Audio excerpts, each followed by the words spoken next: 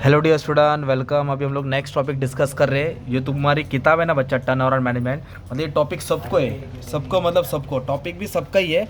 Outsourcing क्या है? अब मेरा जो एग्जांपल दे रहा हूँ ना, तुमको जिंदगी भर याद रहेगा, ठीक है।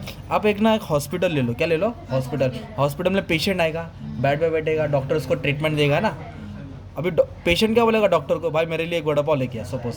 तो डॉक्टर बोलेगा भाई ठीक है, एक वड़ा पाव 15 का, दो वड़ा पाव 30 का। फिर डॉक्टर क्या करेगा? पेशेंट को दो वड़ा पाव ला के देगा। फिर पेशेंट उसको 50 रुपये देगा। फिर डॉक्टर बोलेगा भाई 20 रुपये छुट्टा बाद में। तो अगर डॉक्टर ही कैंटीन का सामान ला के देगा तो अपना वो ऑपरेशन कर पाएगा क्या? तो इसके लिए हॉस्पिटल वाले ने कैंटीन बनाया ना, थर्ड पार्टी। क्या बोलते हैं इसको?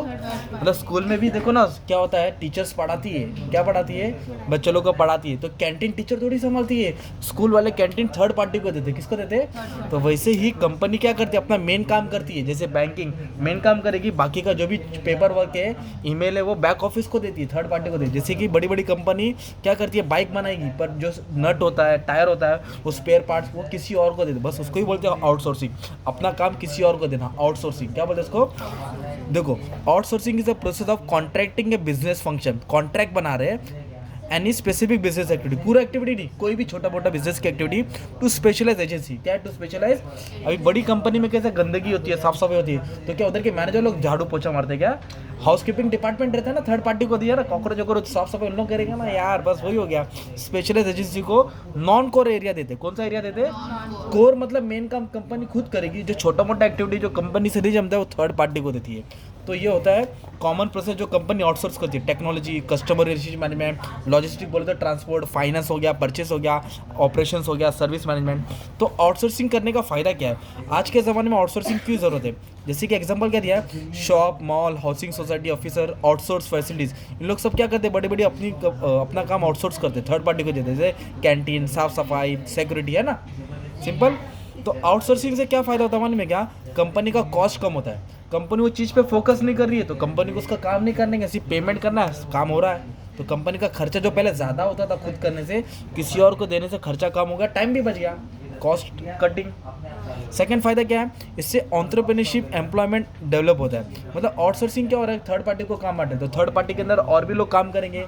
तो जब काम करेंगे तो एम्प्लॉयमेंट मिलेगा, फिर देश का ग्रोथ होएगा। तो एक तो एंटरप्रेन्योरशिप और एम्प्लॉयमेंट स्किल डेवलप हो रहा है, और फिर ज़्यादा मैन पावर नहीं लगता है। जो कंपनी अगर सपोज बाइक बना रही है, टायर नहीं जम रहा है, तो टायर का काम किसी और को दे दिया, तो इसके लिए उस कंपनी में टायर बनाने के लिए मैन पावर की ज़रूरत नहीं है। और कंपनी खुद टायर बना रही थी तो बराबर नहीं बन रहा था, टेढ़ा मेढ़ा बन रहा था, अच्छी नहीं बन रहा था, इसके लिए एमआरएफ का टाइप डाल रहे हैं ना company.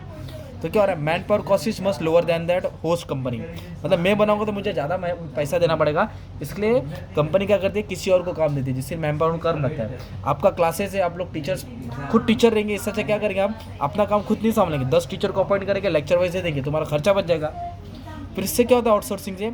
Access to professional expert, high quality service. जब हम काम थर्ड पार्टी को बांटेंगे ना, तो अपना जो भी काम है ना अच्छा होता है और एफिशिएंट होता है और क्वालिटी प्रोडक्ट बनेगा। क्या बनेगा? क्योंकि हम उसको पैसा दे रहे हैं तो काम हमारे लिए अच्छा करके देगा। तो जब क्वालिटी प्रोडक्ट रहेगा तो चांस ऑफ एरर कम होता है। और आउटसोर्सिंग क्या करता है, help to main on core process. मैं बोला ना, डॉक्टर को अगर कैंटीन का काम दिया रहता तो डॉक्टर ऑपरेशन नहीं कर पाता भाई, करते करते पेशेंट बोलता भाई 20 रुपये बाकी है, याद रख, है ना।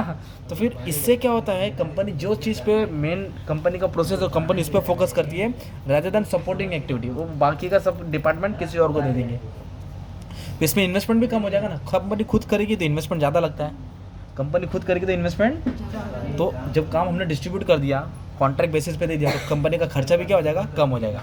तो इसको बोलते हैं आउटसोर्सिंग। मतलब क्या होना, outsourcing is a process of contracting सब business, not all business, some business function, थोड़ा बहुत टू स्पेशलाइज एजेंसी।